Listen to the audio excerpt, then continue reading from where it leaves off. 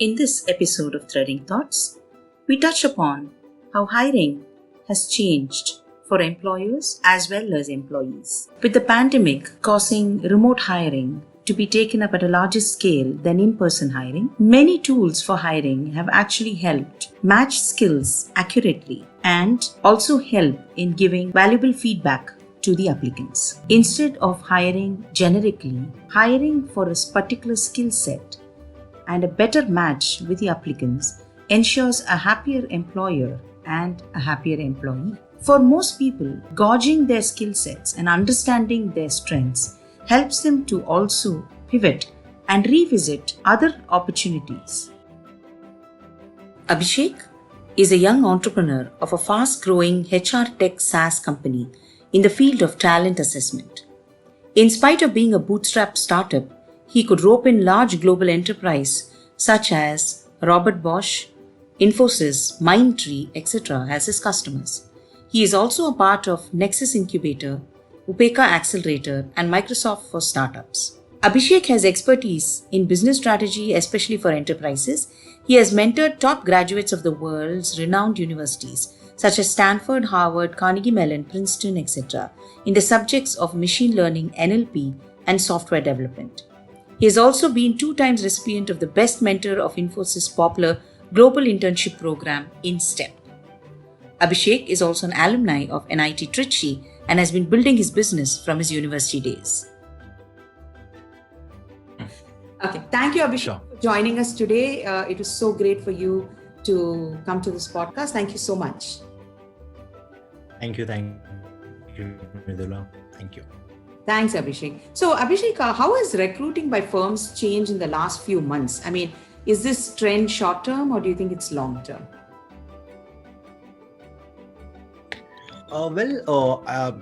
In my personal opinion, I feel that recruitment has definitely, taken a shift right now. Pre-COVID, there were 2 categories of organizations, right? Organizations which were digitally quite rich, and organizational which were digitally not ready. So if you see the one who were digitally ready, they could actually streamline their entire recruitment process better, and now they are maximizing their ROI, right? Organizations which were digitally little lagging, they used to rely on the offline process, physical setup, but then they felt quite awaken in the COVID situation, and then after that the entire process, that there were talks hey, do the digital transformation in the HR functions. So then many businesses got some businesses. So during COVID situations, those categories of organizations, they were preparing themselves better, and then finally I see that if you consider recruitment as 3-step process, sourcing, then selection, and then onboarding. So there are organizations which has digitized all these 3 completely online. There are organizations which are still struggling to that. The first 2 steps can be definitely dealt online better, and I think that online is the only way where you can save a lot of cost and time. But then the last process, which is onboarding, where you actually want to meet people, you actually want to handshake and do some. So that is a debatable question, and we have to see how COVID responds to us and how we respond to COVID. So I know at least a couple of organizations which have started doing offline onboarding now. Right. After the lockdown, and then there are organizations which still trying to do the online onboarding. So I feel that even going forward, it's going to be blend of the 2. It would never be completely relying on the offline online process. It's going to be blend of the 2 depending on those circumstances and choices. Very true. I think a lot has changed, and some good actually. There's no longer this, you are at this particular station to actually be productive. There are a lot of things that have changed. The mindset has changed quite a bit. Sure. So hiring will also be impacted in that sphere. And so One thing I understand is there's no personal assessment, right, by the firm. So while it's an advantage for the reputation of the firm, do you think a face-to-face meeting and its takeaways are completely lost? If you can elaborate for me, like personal assessment, is it self-assessment? Then, so when a person is sitting right in front of you, say taking a questionnaire, sometimes some people answer questions well, some people don't answer questions well. Each one's personality is different. Are we losing something by not seeing them face to face or meeting them face to face? Yeah, absolutely. I feel that physical connectivism is very, very different from what you see online. So, the way our biological system works when we meet people, and the way it works when you meet people online, it's very, very different. So, uh, I think employer and employee is a marriage, right? You gotta like quickly sit together, understand, talk, and judge a lot of them. A lot of you actually read people, sense people from their skin. The physical connectivism has its own advantage. So I believe differently than the atmospheric right now, and I feel that physical connectivism in face-to-face interviews is missing right now, and organizations are lagging key things. If I can just tell you a couple of stuff, for example, I hired I completed 2-3 positions in the COVID situation online, but I wanted to was very keen in meeting them in our office, and even during the COVID situation we called them to meet in the office. What I saw online, what I saw on the ground, like when we made this completely different. And then Very different. So it's not about learning from the organization, from the employee. It's not about telling the employee something or hearing the employee just as a visual communication. It's also about communicating your vision, communicating their responsibilities, passing off the dharma to the employees. So all of that does not materialize as well online.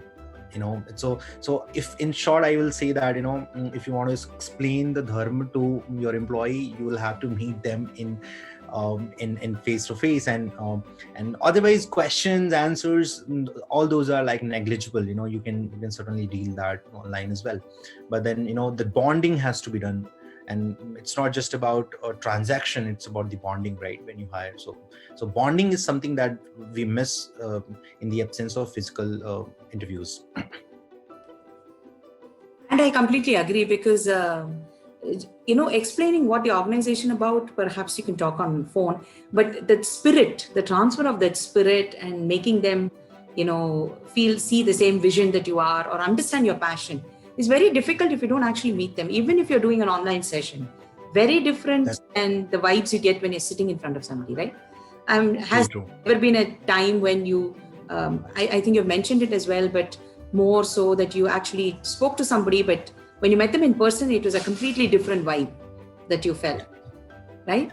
And that must have happened quite a bit with you as well. Exactly. I mean that's how we cannot rule out physical connectivism. I understand that remoteness is the responsibility, is the dharma has to be passed well, and then for that, like meeting people and talking, and the movement of the employees matters. The way your entire the n-dimensional body structure moves, works, everything communicates something, right? So it's very, very important. And not only hiring, reorienting skills. So how can these assessments, online or paper or whatever, right, non-direct assessments, help potential employees think outside the box?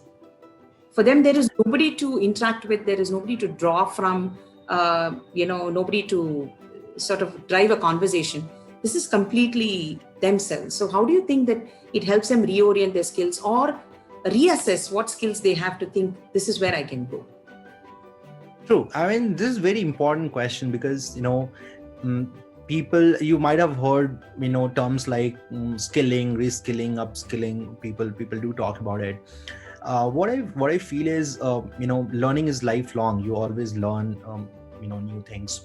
But then it's about the opportunity that you have in hand, and then you want to assess yourself that are you ready to grab the opportunity if you're assessed. So every employer wants their employee to be like really really smart and productive, and with the cutting edge skills that the employer is working on. So that's why you see there are a lot of like upskilling platforms, upskilling programs that companies are adopting to. So the role of assessment is very very critical in training yourself, because if you do not play a match, then how do you know how prepared you are? So it's just as an analog to that. So assessment is quite important, but then the fact is that the ratio of assessments to learning is very very low.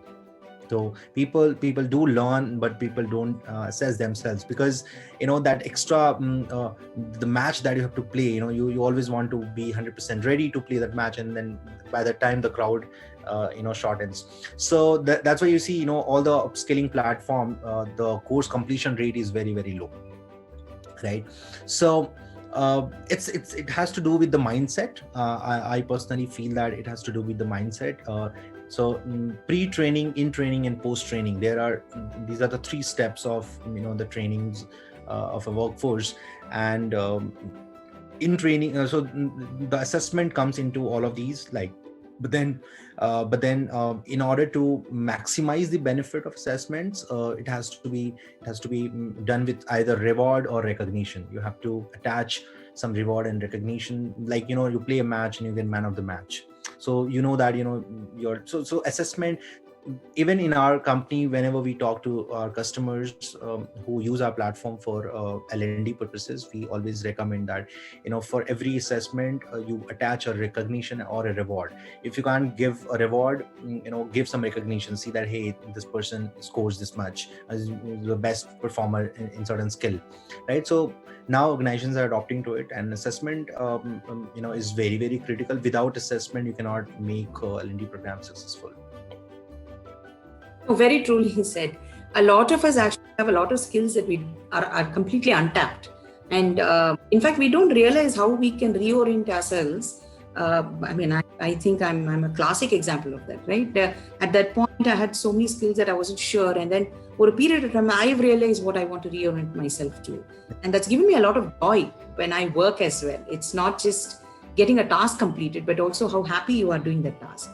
So I really think we really need to think about some of those skills that we never tap into just because we think we're going a particular direction. Exactly. So that's very, very. I mean, you rightly said that you want to like learn something and which you are happy to learn and do something with, right? So it has to do with you might have heard something like knowledge worker. There is a knowledge worker economy, right? So in the era of knowledge workers, people have to acquire knowledge about certain stuff and then apply that knowledge into application and get things done. But then there is a limitation to it, like people get bored or people saturates. So and then when you saturate, you start losing some opportunities, right? So and then that's how you get health problems, and a lot of people get health problems because of that. So knowledge worker is accelerates in the beginning and saturates, and then they deteriorates. So in order to like really handle this, what is important is the tuning your brain, your mindset to be able to learn anything and anytime, and especially. And that's how the upskilling program should work. Like how can you build a neural network in your brain quite flexible so that you can intake any information, do not overload it, but process it in a smart manner. Try to connect the dots like faster, and then get the outcomes done. So these are like high level trainings that country needs to do, society needs to do, which is currently missing, unfortunately. But yeah, I think the time comes and we'll I think everything needs one time to come, right? So we just need to wait for it. But you're absolutely right, because there's so many upskilling programs that are not completed at all. multiple people actually enroll, but there is no completion.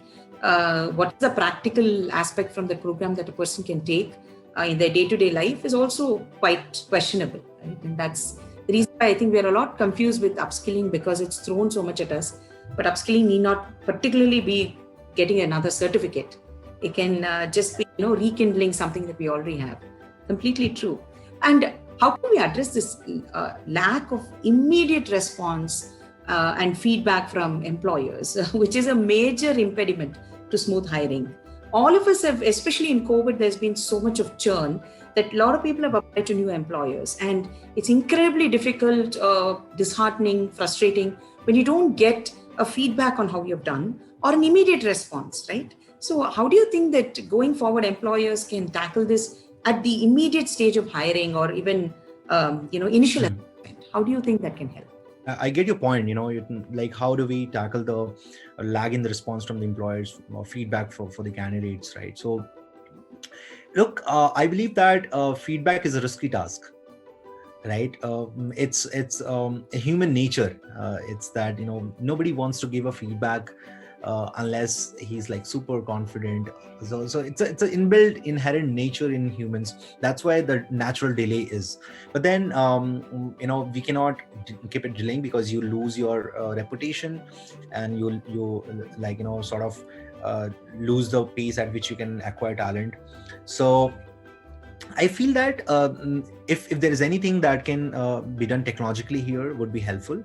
One is that there are feedback collection software, SaaS platforms nowadays. Companies can adopt to that, can go and opt such tools which can fasten the feedback collection from the employers or from the interviewers for the candidates, and quickly send it to the candidates as well. And that keeps your organization on toe, and then gives you good visibility and builds a transparency for the candidates as well. So that's quite important. But then the HR head or CHRO has to set the mindset, right? I mean, feedback that you can give right now when you finish the interview, it will be different than feedback you give 2 days later, right? It's because you will lose a lot of important information.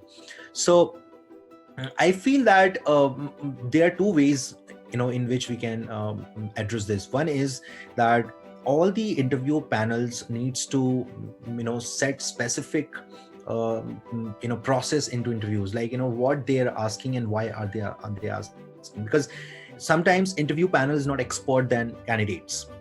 Sometimes they're not. So this boils down to that the judge is not the best performer, right? So he cannot, but he still has to judge. So this can happen only if you set specific procedure in your interview processes, like set some specific guidelines. For example, set the most try to assess candidates on the most fundamental spec, like the most underlying specs. Like, forget about the specific domain knowledge or domains expertise, but then first build your interview process on the most fundamental specs. Like, can he think well? Can he approach towards thinking well? Can he assume well? Can he communicate well? Right. So I have made two important rules for my interviews. Like, one is to be able to, it's called understandability and explainability. So have Okay. two questions which can check understandability in a candidate. Is Okay. the candidate able to understand something clearly? So Right. I also see that problem solving is not problem solving, it's problem understanding. Right. Right. So set specific rules, most fundamental rules to give feedback. If somebody qualifies, this is either yes or no, right? So understandability and explainability, candidate should be judged on most fundamental aspects. So you will be that way, you would not take much time to give feedback, because fundamental understanding is quite easier to evaluate, right? So that's number one. And number two is when you have the candidate speak to you, you have to make sure that candidate is aware of what you are asking, right? So it's you, so you have to judge what he's responding to, but you have to make sure that he understands what you're asking. So you have to design your conversation, because I've seen a lot of panelists, they they start with A, go to B, go to C, and then go to C, and they're not very clear about. So a CHRO should probably train their interview panelists as well, right? And then Right. so what you ask, what you communicate, and what you want to understand, these two things needs to be properly be taken care of by the organizations. And as I said, technological solutions are there, but it will help only if the mindset is more. Absolutely. Yeah. I think the solutions are there, but the adoption has to be something that you do willingly and immediately, because that is very frustrating, and especially for people who are applying, when you don't hear back or when you have no idea how the feedback is, A, you don't improve, and B, you lose complete interest in going forward with it. So I think that's also should be an integral part of telling companies that the hiring is not just interviewing candidates, but engaging with them. And as you correctly said, it's also a question of everybody being on the same page. We both can have a conversation completely different routes, but it doesn't make sense. And but anyway, in my experience, like I have interviewed more than like 2,000 interview panelists so far, and I have, especially in the product survey, when I was doing our survey about our business, and did ask about this important thing that do you give feedback to your candidates, when do you give and why do you give, and why don't you give. Most of the panelists say that we record the answers, the responses, and then we record, and then we wait for it to, we don't make opinion on that. It's like, why don't you make opinion on that? What's lagging? It's like it's about, because in the questionnaire that they ask to their candidate, their lack of fundamental questions. They ask domain specific questions.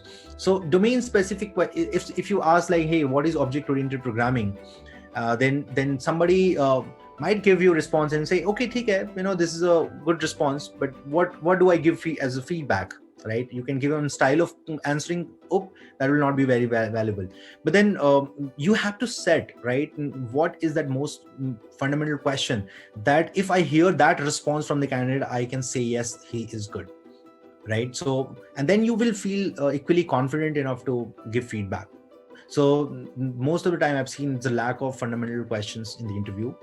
It's mostly the jargons and the functionalities and something which has nothing to do with the potential of an employee. True, but you've also created or curated questions for each particular role, right? If you've also said that if this is the role you're hiring for, here are some sample questions which is very specific to that particular role, which will actually help them judge. So that should help the employers get a clearer understanding of who they're looking for. Forget those who are applying. It's also the employers are quite generic who they're applying for or picking up the talent. So that should also help, right? That's true. Okay, great. Thank you so much, Abhishek. Thank you so much for joining us. It was so nice talking to you. I know you're a very, very busy person, but it's really interesting, especially in this COVID scenario. This year has been tough for a lot of people getting jobs or losing jobs. So, the hiring process is so integral to not only a company's brand name, but also what they stand for. So, and I think that you're doing an awesome job on it. And it's quite interesting to see how far we have progressed from, just random people interviewing somebody to getting specific questions for their skills and their domain. So thank you so much for joining us today. And it was very nice to have you. Thank you, Mridula. It's a pleasure talking to you. Please have a good day. Thank you. You too.